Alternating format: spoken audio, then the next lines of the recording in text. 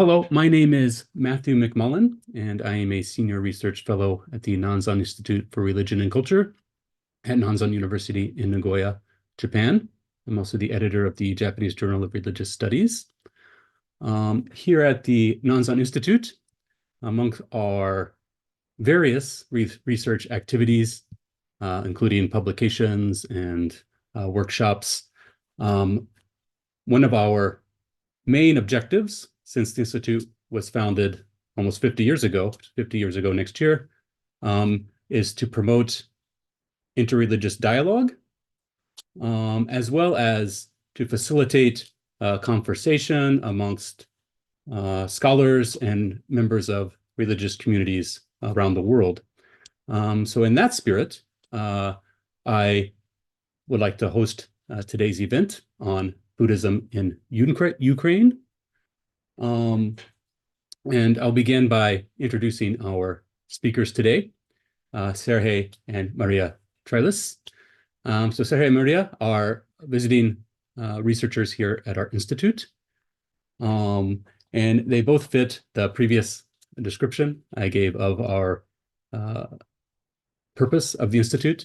They spent years, decades, involved with Buddhism in Ukraine and throughout Eastern Europe, promoting such activities as translation and activities in the local Buddhist community, as well as engaging in interreligious dialogue with religious leaders in Christianity and Islam and other religions. So as visiting research fellows here, I thought I would take the opportunity and ask them to, talk a little bit about their personal experience with Buddhism in the Ukraine, as well as, their time in Japan. They've come to Japan recently as evacuees from Ukraine due to the current situation with the Russian occupation. So I also asked them to discuss that a little bit here today. In terms of the format, I'm going to turn it over to Serhii and Mariia for about an hour. I think they've prepared some slides to share with you as they talk about their experiences. And then I'd like to leave the last 30 minutes or so for questions and discussion. So please reserve your questions until the end. Also, you may have noticed in the corner of your screen, I'm recording this event when we plan to make it available publicly on our YouTube channel. So I'll send out a notice about that as well when it is available. So with that short introduction, I think I'll turn it over to Serhii and Mariia and let them begin their talk. Good afternoon. Thank you, Matthew Sensei, for organizing these events, and welcome everybody here. This is our actually first presentation of our life and our experience here in Japan from the terms of Ukrainian Buddhists in Japan. My name is Serhii Trylis and my wife Mariia Trylis. We will do this presentation one by one. First part I will do, then Mariia will do on her behalf. We will first explain about our experience of Buddhism in Ukraine, and then experience of life in Japan, and then question and answer. First, I will try to illustrate with this PowerPoint presentation. In this first picture, you see actually this is a group of Ukrainian representatives of different religions and also scientific background people. It is in the Institute of Philosophy. As you see, Christian priests and Muslim brother and different other religions, and some scientists, and myself and my spiritual brother. So this is just very visible illustration how we cooperate, how we meet, how we do joint prayers, actions, activities, researches together in Ukraine.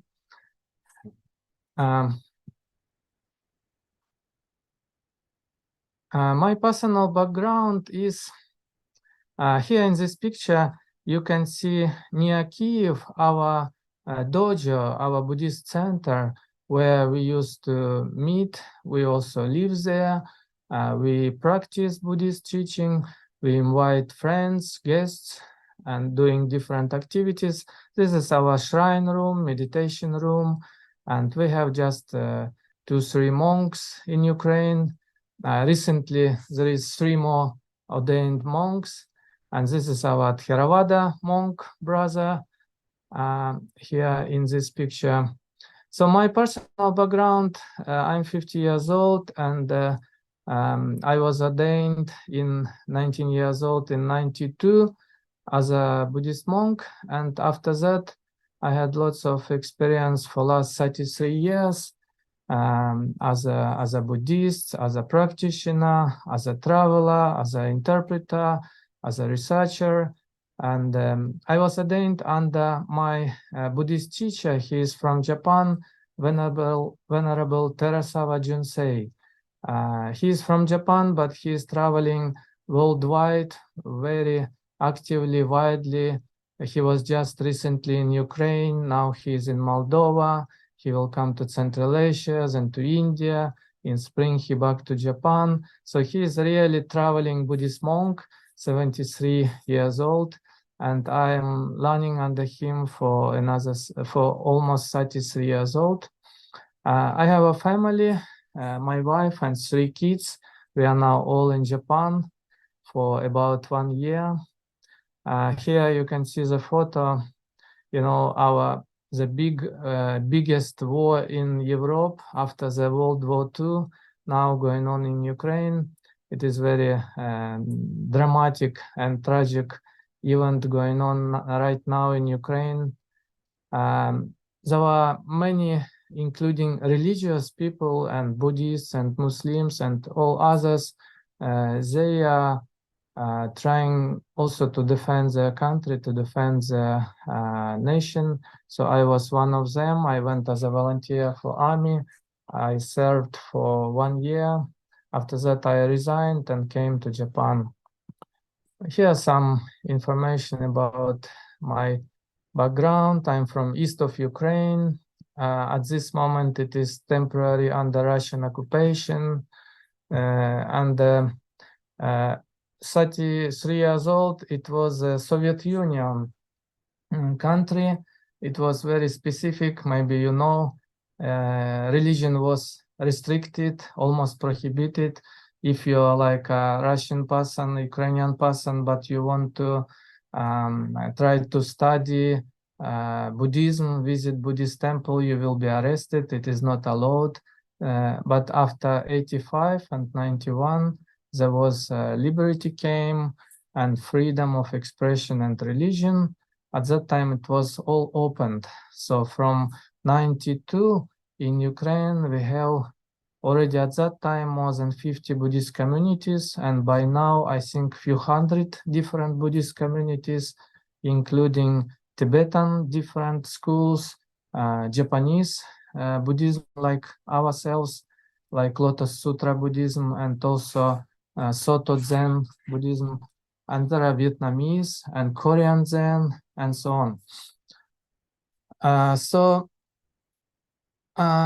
This is just visibly how our activity is going on.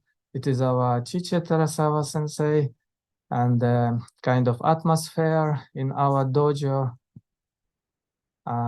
This is one of the gathering of different people, friends.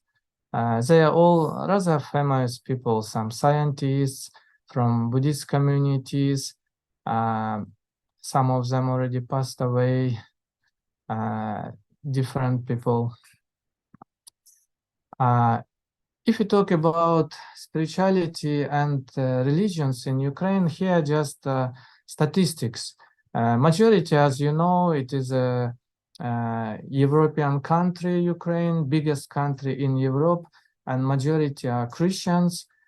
Among Christians, majority Orthodox Christians, but there are also many Eastern Catholicism, Greek Catholicism, Protestants, and Roman Catholicism, and other religion, including Islam, about 0.1%, and Buddhism, 0.1%. But this communities like Islamic, Jewish community, Buddhist community, they are very active and visible, playing important role in our country's social activity, spiritual activity, cultural activity, and political activity as well. Here in this picture, saying freedom is our religion. In fact, this is a true, it's almost the state philosophy of our people and national philosophy. Yes, many people are religious, many people atheists, many people practicing their own paths, but for many, almost all Ukrainian people, the freedom is the biggest value. So we appreciate this very much. And I would say what I found in Buddhism, we are not born as a Buddhists. Yes, our parents was not Buddhists, but it was our conscious choice. And the reason is, for me personally, it was important, the concept of freedom, concept of enlightenment, ideals of bodhisattvas, you know, Bosatsu Do, the path of bodhisattvas and principles of bodhisattvas, like serving to others, striving for perfection, striving for enlightenment, helping and sacrificing your life for other people, kind of altruistic. This is all what was encouraged myself and many people like me to follow the Buddhism, especially it is a Mahayana Buddhism and Bodhisattva Buddhism. This is how left side ordination taking place for the monkship in our community, and the tea ceremony room, dining room. This is all our activities from 1991 until these days. Our community is a Lotus Sutra practice. It is originated from Nichiren school, but we have Nipponzan Myohoji Buddhist order, but we are rather independent. In Ukraine, we are not connected strongly with organizational structure. We don't have any financial support for our activity. We are fully independent, but we are practicing mainly Lotus Sutra teaching, as well as different other sutras we are also learning. And we are learning in English translation, in Russian translation, in Ukrainian, some parts of translation. For example, this is a publication of Lotus Sutra in Russian language. It was published in '98, full text, threefold of Lotus Sutra. We use it for our daily practice. Here, this very big book, if you can see, like really big job, many years took, and many people. Scientific, full research. Yeah, almost 600 pages, including dictionary, including commentaries, including 3 sutras actually here, full text translation. Yeah, so. Also, we have parts of the Lotus Sutra in Ukrainian translation, recently published. We also used for daily practice. We have also some publications like albums of our teacher, different activities, and Dharma talks and lectures. This is also what we are doing. We also do many and wide travelings. Travelings for the purpose of meeting people, for the purpose of pilgrimage, for the purpose of visiting different countries. Like we sometimes stay in Ukraine, sometimes we stay in Central Asia, sometimes we travel for 1, 2, 3 months to India and Nepal.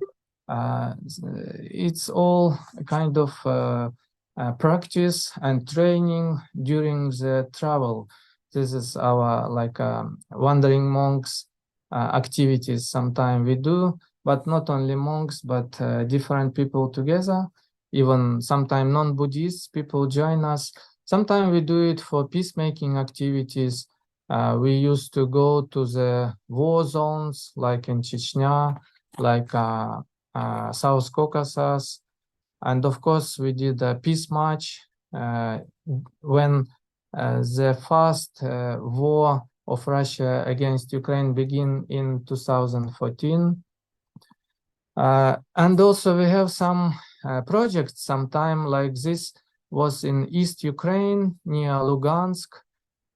We begin construction of the large stupa pagoda, peace pagoda with the Buddha relics. It was quite serious construction project. 50 meters wide and 50 meters tall.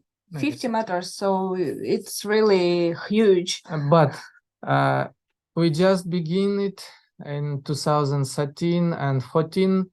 Russia attacked. We have to close down, frozen this project, and we have to leave because it is under occupation, military. We have to escape literally because military operations going on. If we don't leave, we will be arrested. We will be put to prison. We will be tortured because this is a reality of the Russian occupation, unfortunately. This is some of our peace action, our joint prayer with different people in the city center. Actually, this photo was taken one day before this big war last year began. Some of our Muslim friend, Mufti, Imam, who also went to the war and right now serving. This is a head of second biggest Islam community in Ukraine. Here are just examples and snaps of how religious people, both Christians, Buddhists, and others, praying during different turbulent time of Ukraine's recent history. So I will give the time to speak for Maria, and then we will still continue about our experience in Japan, and we may more to add about any question you can give about Buddhism in Ukraine. Okay, ありがとうございます。皆様、よろしくお願いします。マリアです。I am now 36 years old. Generally, I am in Buddhism since my 20s. It's high school times and beginning of university times, since I met Buddhism and I became a follower. Now I am the secretary of Whole-Ukraine Buddhist Center, which we established in Ukraine, which is uniting few Buddhist communities of our order. So I will speak a little bit about generally Buddhism in independent Ukraine, a little bit later about what Buddhist groups are doing, what kind of social activities different groups have, and what kind of inner inside of temples and communities, what kind of activities. Generally, as Serhii already said, in Soviet Union times, all the different religions were restricted. So there were no information, and the walls, iron wall, were really tough. So no information almost about different teachings, only official Christianity, Orthodox, also very politicalized, corrupted, of course. Until now. Until now. But after Soviet Union collapsed and many countries and Ukraine, we got independence in 1991. Since that time, no more iron wall existed. So all the huge flow of information, different teachings, teachers came to our countries and to Ukraine. Of course, it was all the teachings and Buddhism were brought by people. Yes, it's not like of course, also as information in newspapers, for example, right? But main were spread by people, by monks, by lamas, by different teachers who came to Ukraine after Soviet Union collapsed and started to share their knowledge. And publications started. Translations. Yes, translations. So in that time, around I was around 20 years old, maybe a little bit even earlier. I became interested personally. Yeah, my personal story. Like I was searching for some kind of wisdom. I was not satisfied of Christianity. My parents and all friends of my parents and my grandparents were non-religious, atheists, yeah, as most of the maybe 80% of people of Soviet Union times, they were atheists because this was the political, it was the policy of party, right, in Soviet times. So in this search, many people like me, young people and middle-aged people, they were searching and interested in different teachings. And on this wave of new freedom in independent Ukraine, we could meet all those teachers who came from different countries, also from Japan, also from India, also from Central Asia, from Tibet. We could meet them mostly as my experience, what I saw, my friends and friends of my parents, it's in the universities. So just teachers were making lectures as a guest speakers. So we just saw on the dashboard of university the announcement that there will be a lecture of some Buddhist monk, for example, or Buddhist lama, or Krishnaists, and so on, so on. So we were visiting all of this and tried so many different these new schools, Buddhism schools. So most popular in this 30 years of independent Ukraine in Buddhism, most popular now and since the beginning is Tibetan teachings, Vajrayana and all other schools. I don't know why it happened so, but maybe because most of people coming were lamas. So these lamas, they were giving lectures, and people in the universities, people were coming, students, and they were inspired and follow. Also very popular among Buddhists are Theravada teachings, is Hinayana Theravada teachings, especially very popular Vipassana or Vipashyana. They practice Samadhi Vipashyana. So even now many followers in Ukraine, they do these practices like 10 days of silent meditation together. This is very popular, especially among young people aged around from 20 to 45 years old. Some Japanese schools also are present, but a little bit not so popular because not so much monks came to share the knowledge. But still, some organizations exist. Korean, Vietnamese also we have, but again, Korean and Vietnamese, they're closed a little bit, I would say. So they more oriented for local Vietnamese communities, while Tibetan Buddhism, Theravada, and Japanese are open schools, so they invite everyone. So generally, what is interesting about Buddhism in Ukraine is that most of followers were not born as Buddhists. Our parents not Buddhists, so it's our own choice and inspiration made in consciousness in adult age already, right? And we are not doing it not so formal, I would say, as it is in Japan, not so formal, but rather we are really studying. Most of people who follow Buddhism, different schools in Ukraine, they are really studying texts So not just doing like rituals, but deeply studying and researching texts, commentaries, and dig deeply, I would say.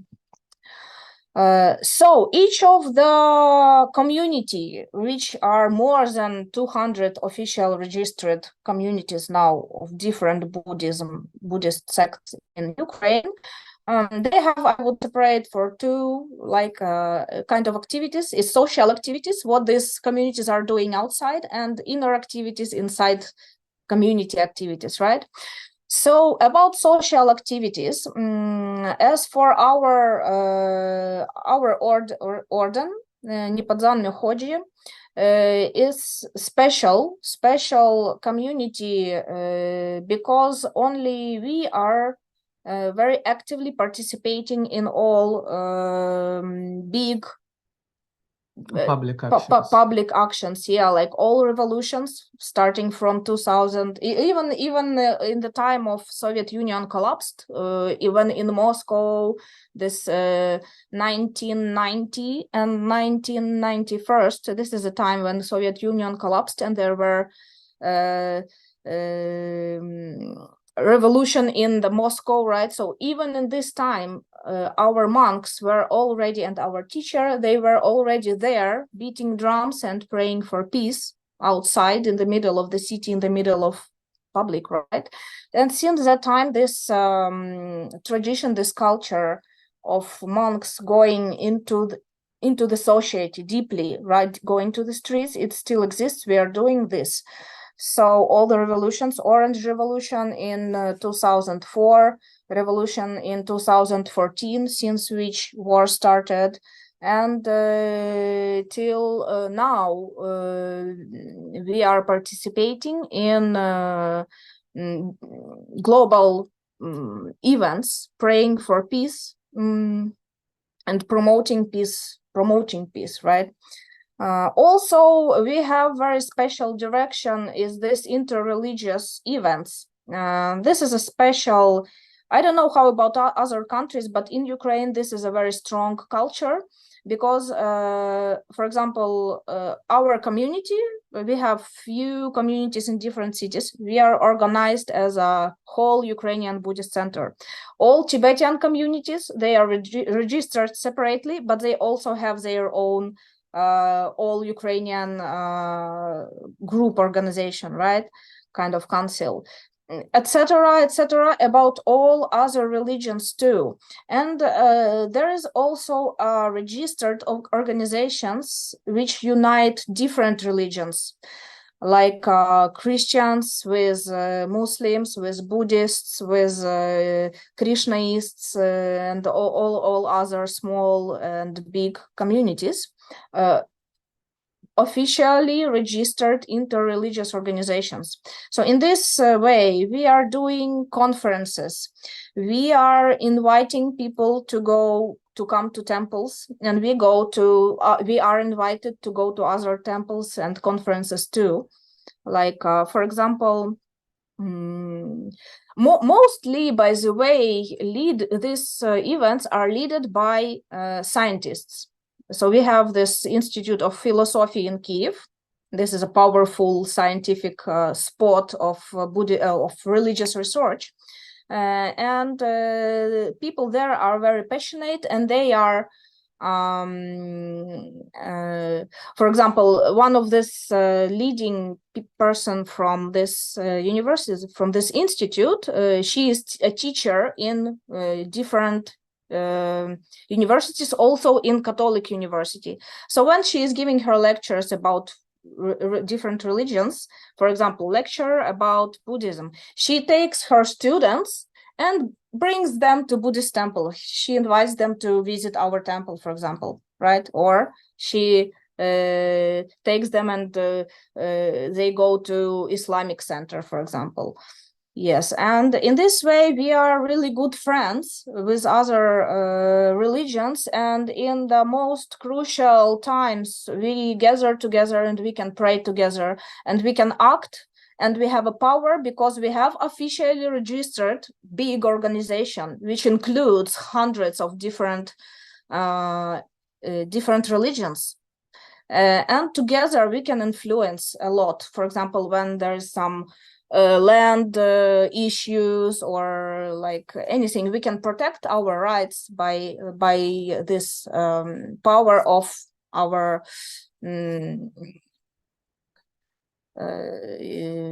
togetherness. So this is a little bit our how it looks in our school, how we practice and pray on the streets. This is a peace march in biggest cities of Ukraine we did.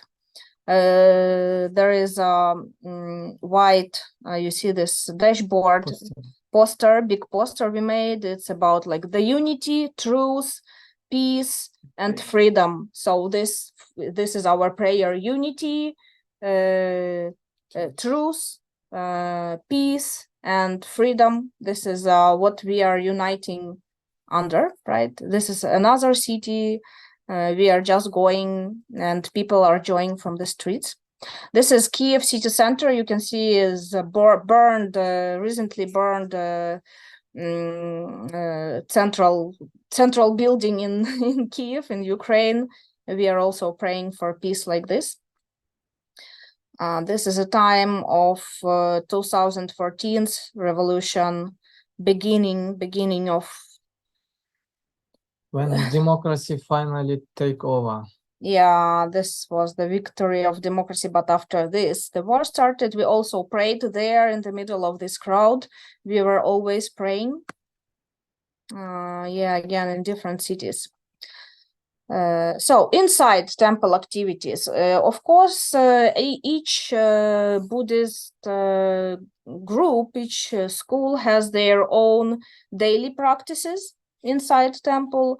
Of course, everyone is doing their events, gathering, inviting guest monks, inviting teachers, inviting different people, accepting them in their own places. Of course, many groups are doing translations. We were doing translation to Ukrainian language of sutras and for example, Lotus Sutra we translated a little bit, Maha Parinirvana Sutra we translated, Vimalakiriti Sutra parts we translated, also Avatamsaka Sutra more. Also, we were waiting for publication of Tiantai Chi Mohochikan. This was a great job done by what's his name? He is also a professor of Nanzan University a few years ago. Okay, yes. So we were waiting for publication, and when it was published, we immediately ordered and bought through internet, and we got this in English. And we started. Professor Swanson. Swanson, yes. So that's a great job he did, and we were so blessed to get it. And also we started slowly translation. Also about important activities of any Buddhist group in Ukraine is like development creation dojo, like a place where people can gather, where they can practice. Because our community is independent, we don't have money, we don't have any financial support, so we are doing it just by our own finances, which are rather small and humble. It's Ukraine, we are not a rich country. So we cannot build a big temple. We don't have big Buddhist temples, but usually it looks like small house somewhere in mountains, small, even sometimes apartments. For example, when I met a Buddhist monk first time in my university, he took me to it's a temple, but it's not a temple, it's just a flat, and in this flat there is a big shrine room, like just one room, which is and monk is living there and practicing there every day. So but it's just a home of his parents, used to be, but now he is a monk and he is practicing there. So creation of new dojos is also like interesting story, because for example in our community war started but in that moment, we have a dojo in Lugansk and in Donetsk, but both of these cities where it's the places, the cities, big cities where the war started.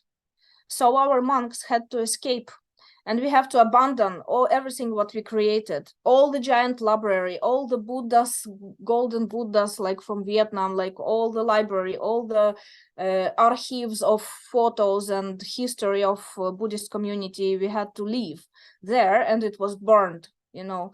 And monks escaped, and after a few 2 years, we created new dojos. Where is it?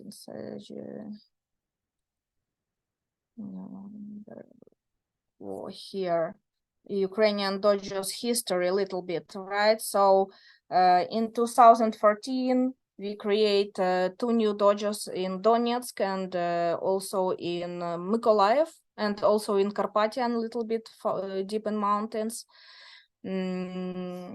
What else? So you can see here a little bit history starting from the independence of Ukraine, formation of Sangha in Donetsk. It's our Sangha, Nanzan Institute. Monks ordination, few more tragical stories of dojo in Kharkiv, which were closed by anti-religious city government. So there were some interesting stories also about how the place where people can meet and study, how it was moved and developed. Okay, so let's see a little bit of how can we go back? No, go back. Not possible. Oh. Just I show you some photos. This is Serhii with our third child, I think. This is how we practice. So again, not so formal as it is in Japan. Here it's not possible to make this kind of picture. You cannot see monk sitting praying with a kid on his arms, but in Ukraine we are doing this. This is our small community. We went for 7 days Rohachi Sesshin, 7 days dry fasting practice. This is a very ancient, since 12th century Japanese practice, when we pray 12 hours and don't drink and don't eat. So this is we are also doing this annually in Ukraine, this practice. And this is our dojo in Tanshan in Kyrgyzstan. This was one of the first established by our teacher Junsei Tarasova. Again, you can see kids practicing with us. This is a dojo in Kiev, where I was studying for 5 years, like sometimes even living there.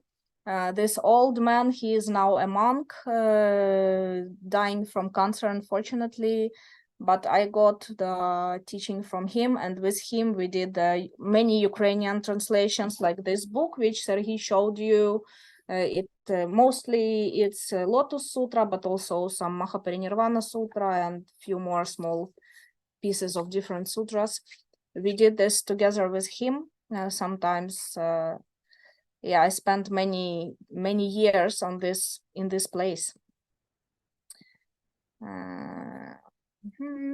This is a little bit story after war started. Donetsk and Lugansk occupied, monks escaped, as I already said, and we established Cherkasy dojo at Dnieper riverside, and also a dojo deep in mountains. We have beautiful small temple in mountains. It is West Ukraine. West Ukraine, far from front line now, so it's safe. When war started, we had to escape from our we were evacuated. On the first day of the war, all our community evacuated from Kiev to this Carpathian place, yeah. And also we established dojo under Kiev, not far from city center. This is Serhii Filonenko. This is one of oldest first ordained monks in our community. He is our good friend and brother, spiritual brother of Venerable Serhii. He is right now in Japan, also evacuated Ukrainian, living near Kanazawa in Chirihama Hakui in our dojo. Yeah, so he is also here now with us. We are practicing together. This is from Ukraine, one of our interreligious gatherings. There is a head of of second biggest Muslims organizations from the left side. Now he is a soldier also. Also there is Baha'i, if you know, this is Baha'i, rather new religion. Also there is some scientists and also our monks. And also professors from local universities coming. This is our dojo in Cherkasy, which were established after war started because our monks had to escape, and we just bought for this house, and inside we established a shrine room, and monks are living and practicing there daily. So this one is near the biggest river, and another one near in the biggest mountains. Yeah, this is how we practice. You see, reading sutras. Our community, a guest from where she was, from Vietnam, I think, came, this lady. So sometimes we are accepting people from different countries. This is a lecture, press conference. Yeah, so this is shortly about Buddhism and our practice in Ukraine, Buddhism in Ukraine. Now a little bit shortly about our life in Japan. So after... Okay, yeah. So of course our life changed because we had to leave our dojo in Kiev. We had to leave our activities as a Buddhist, Whole-Ukrainian Buddhist Center. We had to leave everything we have done. We had to leave all our projects of translation projects, and just we went to different countries, you know. Someone stayed in Ukraine, but our group, my family, Serhii, and also Serhii Filonenko, that monk, we came to Japan. Because this is a rare possibility. Japan gives a lot of support for Ukrainians, so we can live and research and study Japanese spirituality and Buddhist history here. But unfortunately, for this moment, already we are 1.5 years here, but we couldn't do any big, serious translation or research job because we have to go. We have to earn money, and now we got just only to support the family, to survive. Yeah, we got family in Don Quixote, so house. Yeah, it's a simple job we have, but we have to do it. Thanks to Matthew, Matthew-san, we now are officially registered in Nanzan University as researchers, and we really want to do some research and to make some publications and maybe some translations, but we need time for this and some money, because otherwise we have to go job, right? Our kids are going school and kindergarten. We are learning Japanese language, of course, and we are studying Japanese history, but just by our own self in free time, so not intensively. This is our life in Japan. We gave lecture in Hakui. They invited me before Serhii came. I spent 1 year in Japan alone with 3 kids. So I was invited to share my experience in Hakui. Yeah, so we came together with our teacher Junsei Terasawa. I gave talk there. This is photos from our dojo. You can see A few days ago. Just few days ago, our monks and all, I think Nichiren community in Japan, they also are doing this Rohashi Sesshin. And Zen temples. And Zen temples also. So this is annual 7 days dry fasting and 12 hours praying practice. So this is the end. It's 8th of December. This is a day of Buddha's enlightenment. These are our 2 Ukrainian monks in small temple, small dojo in Hakui. This is our after practice. After practice. Doing offerings, flower offerings. It's not a kibana, but yeah. Also, one more lady from Ukraine came to practice together. She evacuated. She lives in Tokyo now. This is also part of our life in Japan. This is a TV. Is this a group from NHK TV, National NHK? They made a documentary about our family. They were filming our life for 4 months. 4 months period, maybe 3 times a week, 4 times a week. They were coming to our home, and everywhere where we went, they went with us and made a film, 30 minutes documentary. 30 minutes documentary, which was broadcasted on NHK in September.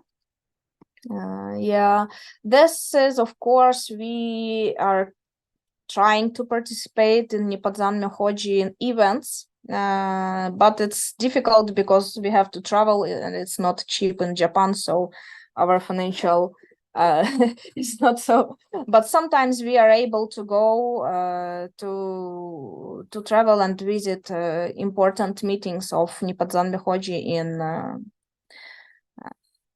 Japan. Let's go back. So, here. Thank you. For me, that's all. Maybe Serhii would like to add something. Well, about one thing's not about life in Japan, but about Buddhism in Ukraine. I would like to mention that even though in the modern time it is very new, like a new religion for Ukraine, Buddhism, but in ancient time already there was very strong connection between East and West through the Great Silk Road.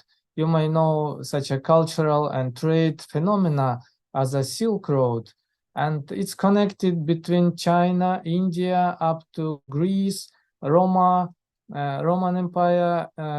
It was 2,000 years ago, and even 2,500 years ago, and even before Jesus Christ time, already there was Alexandria. You know, this Alexander the Great, Alexandria city, he established all over. And in the Greek Alexandria, there was a huge library with a full collection of Buddhist Tripitaka, Buddhist sutras and texts available at that time before Jesus Christ. And all this, and Ukraine is a main transit route. Even now, Ukraine is a main passing through the route. You cannot come from Asia to Europe. Almost you cannot come without passing Ukraine. So there are many researches, new researches. They are connected with the history of nomads and history of spirituality and cultures. So at that time already there was a Buddhist monk traveling up to Greek, already 2,000 years ago, definitely passing through Ukraine. There was a Greek settlement. Some of the Greeks was a Buddhist monks, and part of my blood is also Greek. I am Ukrainian, but with a Greek nose. So there is some Buddhist connections since very ancient time and Ukraine. This is also a very interesting one. And about our life in Japan, I would like just a few words that Maria is staying for 1 year and 5 months, and I'm staying for 9 months. And at this moment, our life here is very simple. We just supporting our family, 3 kids. They're visiting school and kindergarten. We are going job. We are renting house. It looks like very normal, ordinary life in Japan, just enough for survival. and enough for living, and we have to support our life. But same time, we are conscious that we are Buddhists. We came from Ukraine, and Japan is important for us, Buddhist tradition and Buddhist culture, and important part of the world, important country. And we want to do some significant activities. That is why we approached to Nanzan University, and we are very thankful that now we have a status of visiting researchers, the project researcher, and we are really planning. We are still in process of searching the organization which could support our project. It could be for a few months' time, for half year, for 1 year, or for 2 years. At this moment, we are planning to stay in Japan at least for 1.5 years, or maybe more. Maybe 5 years. Maybe 5 years. And we want to do really significant activities, what we can do the best, which is translating Buddhist texts into Ukrainian, into Russian, from English. We are in process of learning Japanese as well. So this is our plans while living in Ukraine, in Japan, as a Ukrainian Buddhists at this moment. And I think our time almost finished for the presentation and for the speech and monologue. So we are very hoping that anyone could have some questions or some topics we can discuss. Okay, thank you, Serhii and Mariia, for your talk. Yeah, I learned a lot, especially as someone who I don't know a lot about Eastern Europe and the Ukrainian region. So that was very informative. So thank you. I have a handful of questions, but I'd like to open it up to those of you who have joined us online. If you have any questions to ask the speakers, maybe use the raise your hand button, or if your camera's on and you're raising your hand, I can call on people. That makes it easier.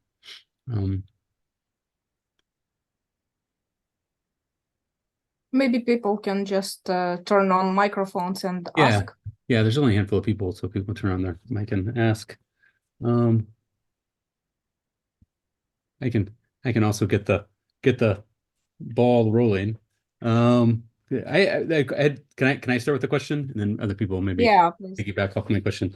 So I had a question about the projects that you were beginning, the establishing temples, and then the pagoda, which was a large project. Also, you have several translation projects, but you mentioned, and I was kind of surprised to know that you weren't connected with kind of official organization in Japan. And you also said that you weren't receiving any funding. So I was kind of curious of how, especially a large project like building a pagoda, how were you financing that? Was it raising donations, or I'm just curious of how you operated for these projects. For the translation and publication project, particularly of the Lotus Sutra in Russian language, which is this book published in 99 or 98, there is a Russian scientist, Professor Ignatovich. He researching on Japanese Buddhism for a long time, and eventually, with encouraging of our teacher Teresa Shonin, he began translation of the Lotus Sutra, and he continued this translation while he came in Japan, end of 90s, and finally he was ready to publish this Lotus Sutra, and the fundings for this publication we found through some Nichiren monks group. It was a small group of monks, but they provided something like maybe $20,000 for this publication of maybe 3,000 books. And it was a successful big event, even big presentation of this publication in Moscow at that time. And for our smaller Ukrainian project, we published just very few copies, in fact, only 20 copies. Mm. We published for our own interior use in our temples for daily practice. And this was our just dedication by ourselves. We translated without any financial support. Mm. And we found like $2,000-3,000 to publish this. Mm. We just found by ourselves. And for the big stupa project, this was very special occasion. And at that time, we have a good relation with just a few Chinese people. They are Chinese Buddhists, but they very respected our activities and our teachers' mission. So they really wanted to support the stupa project in Ukraine, and they provided some initial sponsorship. Even we didn't have the full amount, but already we begin. So we completed maybe 20% of it without full fundings, but we completed 20%, and then war began. So both the possibility to continue construction and for further fundings stopped, and at this moment this project was not completed, not realized. So this is case by case. We don't unfortunately really we don't have any strong connection with any Japanese organization. Our tradition is like a Nichiren and Nippon Zanmyo Hoji, but we don't have close structural relation, and no like personal people who could like support us. And our teacher also very humble Buddhist monk. He just received some offering for his travel and activity, but it is really not the big money to do any kind of serious project, even to support ourselves in Japan. What other questions? Yeah, maybe some other questions also.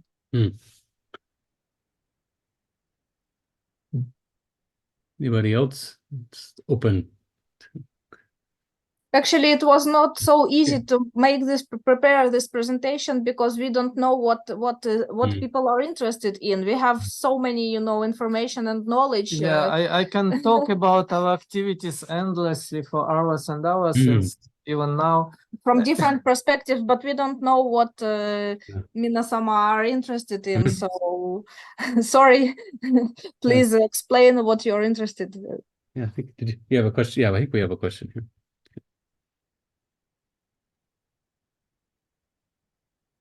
You can, I think you're muted. Yeah.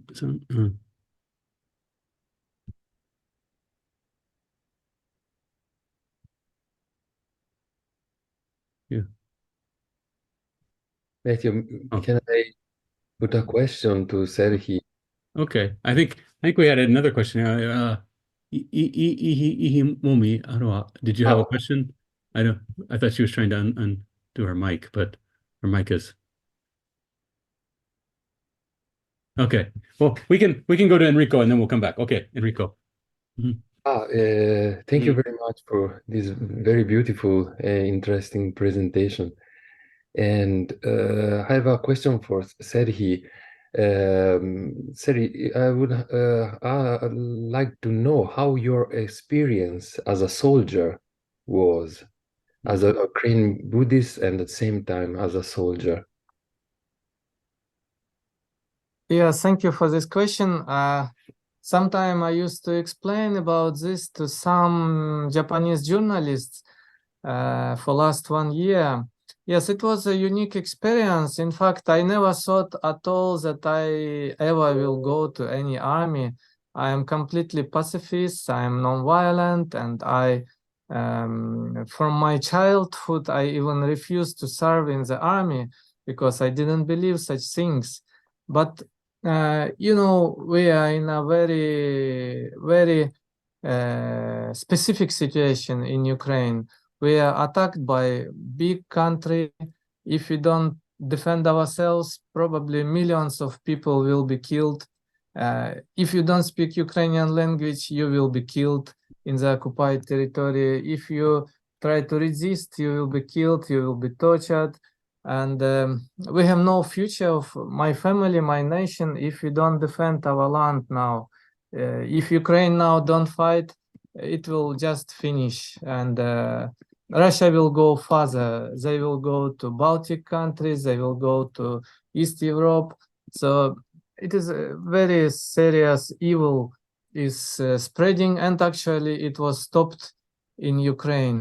So what I did is, after the beginning of the war, and evacuated my family and community as a volunteer, I went to the army in whatever position, just as ordinary soldiers, whatever I can do, I just try to do to serve my country, my nation. And it was not, I have no experience. We had some training session for 2-3 weeks, and actually everybody's case is different. Sometimes you will be sent to front line, sometimes you will be sent like a second front line, sometimes you are far away from front line. Our unit was far away from front line. We were not involved in any combat operations. Sometimes we are under missile attacks, under drone attacks, and our job was to protect just the bridge, transportation and railway bridge, to protect against any diversions, attacks. And so our job was rather simple. I got trained, and I completed training for air defense, like anti-missile and anti-aircraft gunner, so I can protect our heaven. This was my job, but I was not involved in any fighting, luckily, because majority of Ukraine army is deeply involved in front line. I think among if we say 100% of all soldiers, there may be like 10% was died already, maybe 20% more was injured, so almost half of them.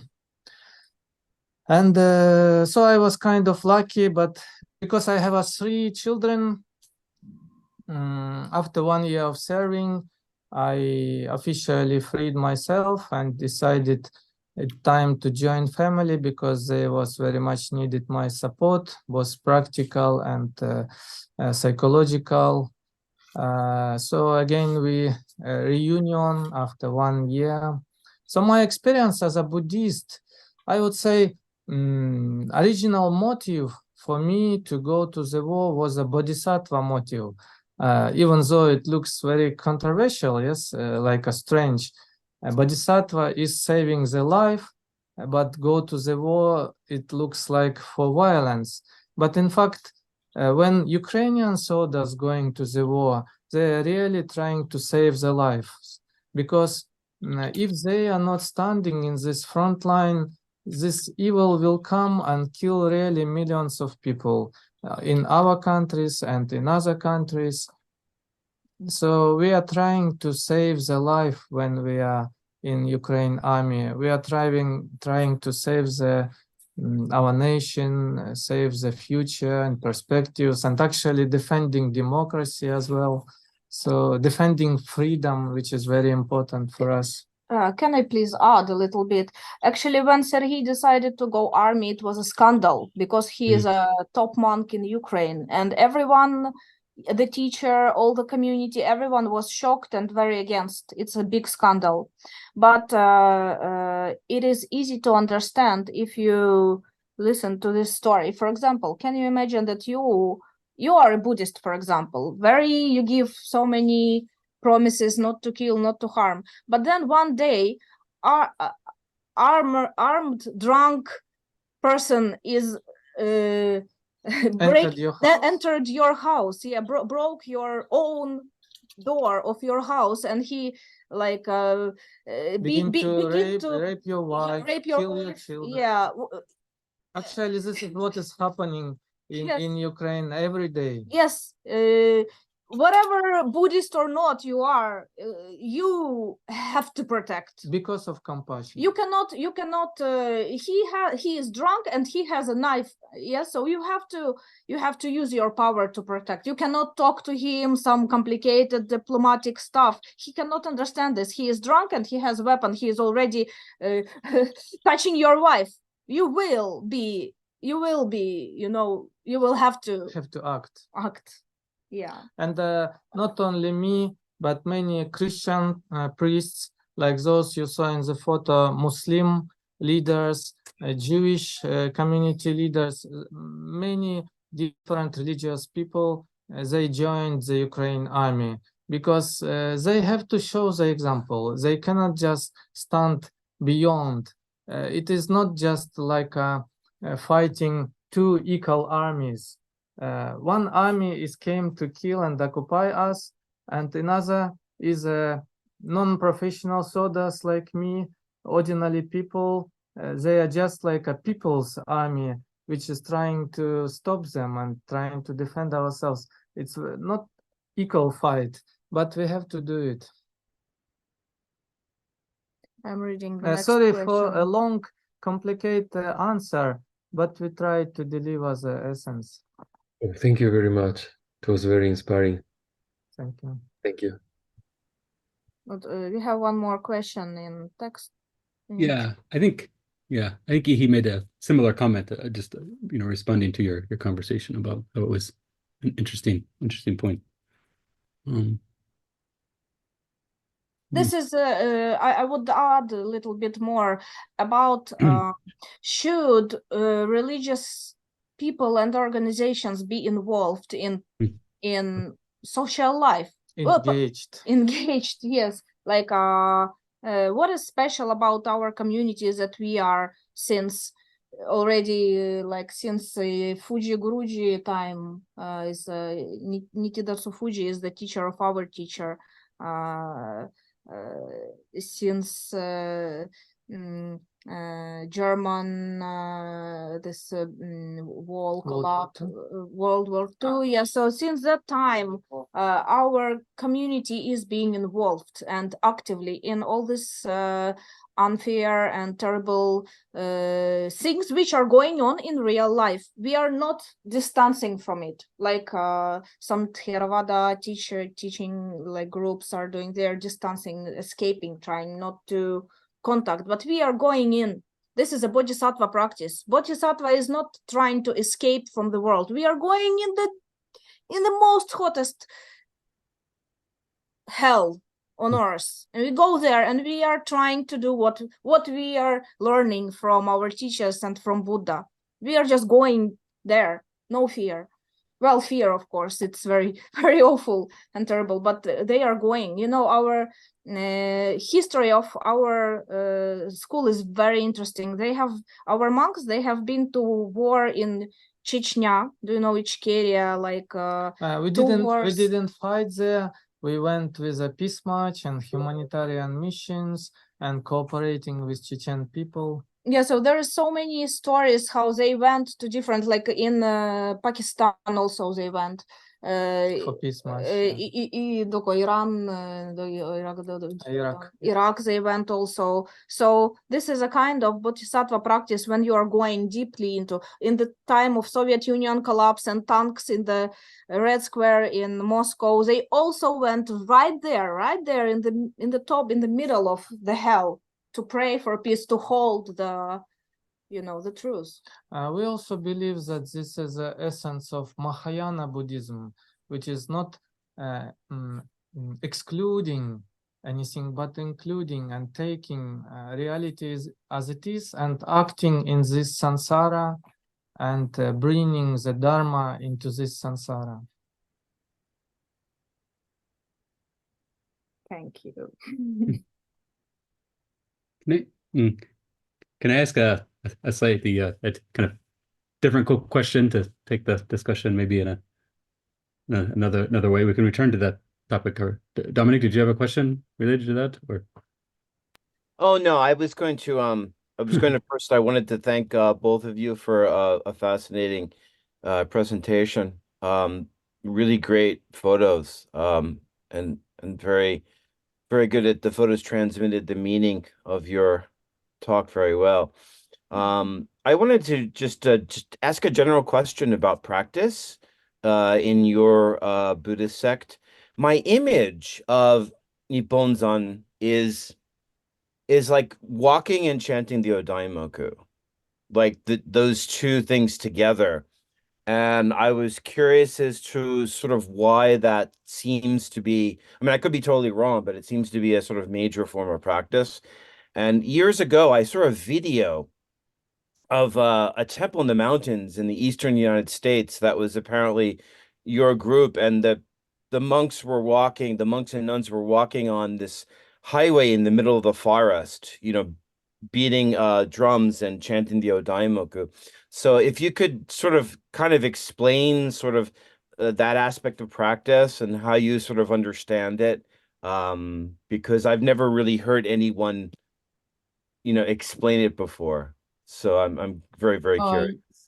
Yeah, I will try briefly, because if we talk more widely, we have to take into account all the background philosophy and meaning, what is the Myoho Renge Kyo, meaning of the Lotus Sutra, but all this essence inside of Namo Myoho Renge Kyo, so we use it pronounced loudly and with drums, so it kind of action of prayer and the expression, and make people and make nature and everything makes to hear and to see. So it's kind of direct delivering the Dharma to the outside world.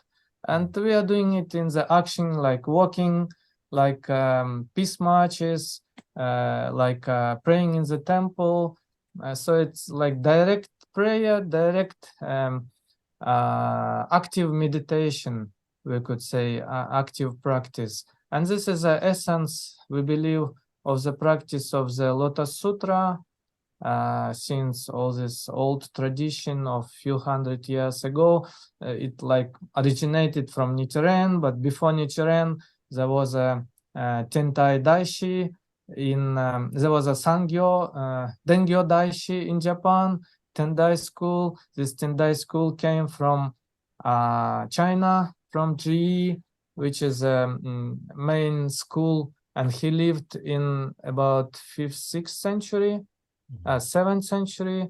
And before that, there was a Kumarajiva who translated the Lotus Sutra in Central Asia, and it came from Sanskrit, originally from China, from India. So all this kind of long things came up to Japan and became this form of practice as an essence of the Lotus Sutra, chanting, pronouncing loudly with a drum. And drum is one of the very important ancient spiritual instrument for the prayer and for the outreach. So this is a sound, we call it Dharma drum, and sound of the essence of the Lotus Sutra, which is Myoho Renge Kyo. And the monks of our Oda Nippon Hoji doing the same. I personally experiencing such kind of practice many times. We are not only this doing. So as we explained, we do many different activities. But if we say the essence of the practice, this is this form. Can I also add a few words shortly? Like what is this practice doing? Why are they doing? Why are we doing this? You can imagine a person who is doing Zen meditation, for example, just sitting in meditation, no move, no nothing, right? 2 times a day, in evening and in evening, for a few years. This kind of person who is doing this kind of meditation would reach some spiritual qualities, right? Like his spirit becomes a little bit different, right? You can feel the difference. Same with this kind of practice. It's a little bit more outside. Yeah, we don't close ourselves in temples. We go out, we don't sit, we walk, and we beat drums like in shamanic way, right? So this is also kind of meditation if you do it regularly. And if you know what, when we pronounce Nam-myoho Renge Kyo, this name consists inside itself all the information of Lotus Sutra, right? And Buddha's teaching Yeah. itself, all Inside Buddha's this. The spirit becomes a little bit different. It becomes like bodhisattvas. So these people who are doing this, they are special. They have special, powerful spirit. That's it. Thank you. Okay, thank you. I was just, my association or in my mind, I had this idea of, the practice of intensively chanting the Daimoku in like the Nichiren sects is usually, in Japanese it would be called Shodai Shugyo. And my image of it is in a temple with drums and with your group, it seems to be more, it seems to have this association with movement. And so I guess I was maybe thinking that there might be some kind of inspiration or connection to the notion of constantly walking samadhi out of the Tiantai and the Tendai sects, where there's actual walking meditation that's associated. Well, it's also associated with the Lotus Sutra, but I was it's part of the tradition, maybe. This aspect also is there. We are deeply conscious about it. Is a walking meditation kind of related with the Tentai school as well. Yeah. Okay, great. Yeah, thank you for question. Yeah, thanks, Dominic. I had a similar question about the practice. In a similar vein of the question, you mentioned ordination and new ordination of monks in Ukraine, and from your pictures you can tell that there was people participating from lots of different traditions. You mentioned there was a Theravada monk and also a lot of people who are from different Tibetan traditions. So I'm wondering about the ordination process, because I know, Serhii, you said you were ordained by Terasawa Sensei. So in your order, what is is there a lineage, or in terms of who has do you have to have a certain credentials for giving ordination in your tradition, or is it from various traditions? I'm just kind of curious. Yeah. Shortly, during the ordination, we receive the Dharma of Bodhisattvas and precepts of the Bodhisattvas. And it's like a old tradition of the Bodhisattva monks, which originated from Dengyo Daishi. There was a Vinaya monk ordination until then only, and from Dengyo Daishi he explained even the Buddha's time there was a bodhisattvas, kind of bodhisattva monk, and he renewed this tradition in Japan, bodhisattva monk ordination. So during this ordination, we normally, ideally, if there is 5 experienced monks which should lead this ordination ceremony, but sometimes even one experienced teacher would be enough, like our teacher used to do. It not often take place, but for last 30 years, I think around 20 people received this ordination in Ukraine and Russia and Central Asia. Not everybody could continue this path, but at this moment we have a few monks. Okay, thank you. Yeah, the Bosatsu Kai. Yeah. Takoka-san, do you have a question?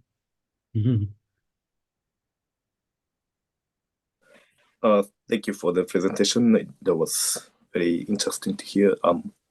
Is the mic working? Yes. Thank you. Also, thank you for the invitation, Professor McMullen. I wasn't studying for a while, so I'm not speaking English for a while. So I'm sorry for my broken English.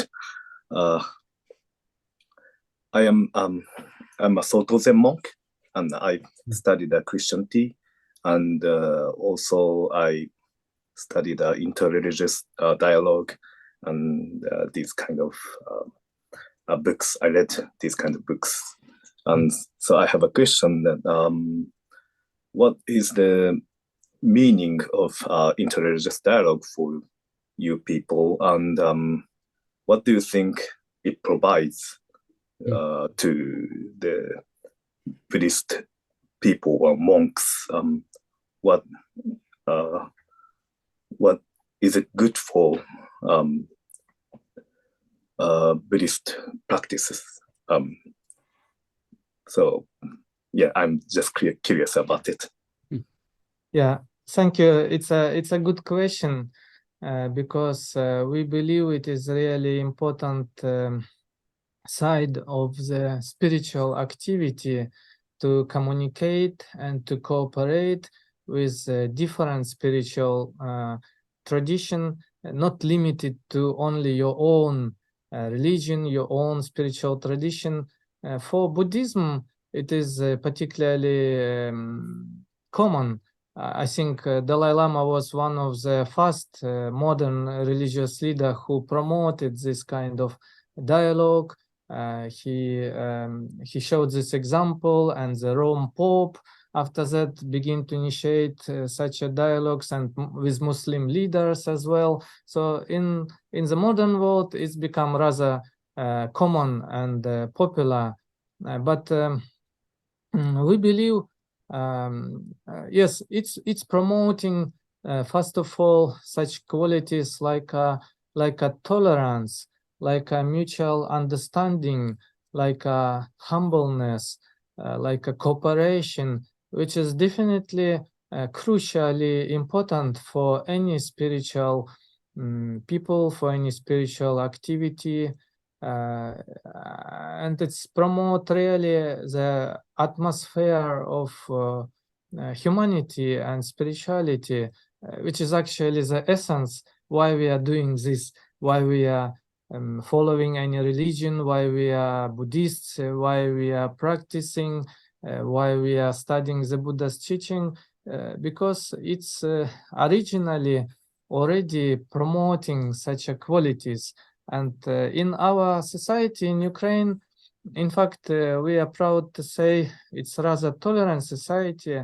We almost do not have any serious religious conflicts like between different religions. Only with Moscow Church. Yeah, Moscow Church, because they are very politicalized and they are KGB style and they are pro-Russian, all these agents. But that is different matter. It's not really the problem of dialogue.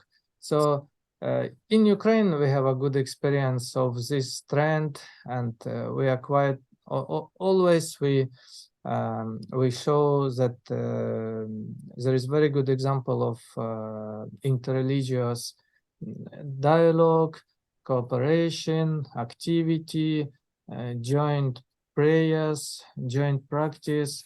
I think this is also important for the future of mankind, because you can see one of the deepest conflicts and violence originated from misunderstanding between different religions, like today in the Middle East and so on. So I think this is the opposite trend, and we have to develop it more and more. For example, once to our dojo, a group of Catholic university students came. Yeah, their teacher is this lady from Philosophy University. So she was teaching them about different religions. And when she was teaching them about Buddhism, she just brought them to our temple. And that was a very warm-hearted meeting. And these young monks, they saw what Buddhism really is from the life itself, from us, they saw as it is. and they showed what they can do. They were singing, because their practice is singing. They sing beautiful Christian songs, and they were singing for us, and we were sharing with them what we know about Buddhism. And after this, they will grow. They will become monks. Maybe some of them will take high positions in their structures. But after this kind of meetings, it's not possible to no conflicts. We are friends from this time, right? From human to human, Yeah. from heart to heart, Yeah. as we say in Buddhism. So also with this Islamic community, they are a very big community, very, very powerful, but their head is our good friend, and because we invited them to our temple. They were inviting us when our teacher is coming. They were inviting us to their events and conferences, and sharing food together and the stories together. And this is how the unity and friendship arise. And after this, conflicts not possible. Thank you. I have one more question, a short question. Well, when one idea of Buddhism conflicts with another concept from another religion, what do you do? When what? When Buddhist ideas conflicted with another religion? For example, like a concept of God, or maybe or when I frequently struggle with and digest the idea of the Holy Trinity, or any other ideas. But what do you do when you confront with these difference of ideas? Of course, we had lots of experience, including really confronting, like not from our side, but towards us. There are some quite stubborn radical Christians, or sometimes quite negative Muslim people could have a negative attitude, and it's very hard to find a common sense. But if we try to talk and explain, I would say, you know, if any God exists, if any absolute, if any eternal Buddha exists, it is one reality. There is no like 2, 3, 4, 5 realities or world religion. It is all explanation, different paths about one reality. And also we are very different people, different nationality, different religion, but we have a very common, which is consciousness, and deepest consciousness, like a Buddha nature, or people say heart or mind or soul, whatever. It's all same, one. It's not like all other teachings, all other religion and doctrines, especially doctrines, it's all explanations. So on the level of doctrines, on the level of explanation, there will be always a problem to find the common bridge. But we always should go beyond just the doctrine. And teaching also could be different. But within the Buddhist teaching, I think there is wide variety of different form of teaching and approach, which you can find whatever explanation suitable. You know, if you want to approach from the point of God, why not God is same as eternal Buddha? Why not soul is inside of ourselves is same as Buddha nature or deepest our consciousness? Actually, reality is one. Just in Buddhism, we call it one way. Muslims or Sufis call it another way. Christians call it another way. the teaching are different. We cannot mix the teaching. Yes, we cannot make syncretic, like combined synthesis of teaching. That will be not appropriate. I think we cannot just mix different religions. The always teaching is different. Doctrines, philosophy could be different, but humanity common and reality is common. That is our platform for the mutual understanding. Okay, can I also answer this question? Like, what we do if you face conflicts, right? Like in this theosophical, even if you just worship. Like, what Bodhisattva do if someone is throwing stones into you? If you just run away for some distance and say, "Still, I am worshiping you. Please have some nice tea and sweets." Whatever just shows respect. Thank you. That was very interesting.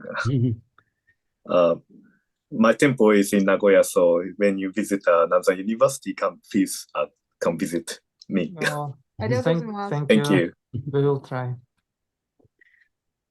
Okay, so thank you for the questions, and Serhii and Mariia, thank you for your presentation. It was very well put together. Some great images, and I know I learned a lot about your activities. And so I hope we can do this again. And as Takoka-san said, I hope we can invite you to Nagoya sometime, and we can have some type of in-person event later in the year. But I think with that, we'll have to close. And as I said at the beginning, we're recording this, and hopefully we'll have it up on our YouTube channel, so you can share it with other people or watch it again if you wish. So thank you, and have a good evening, everybody. はい、ありがとうございます。ありがとうございます。Thank you very much. ありがとうございました。for everybody. お疲れ様です。 Our pleasure to meet all of you.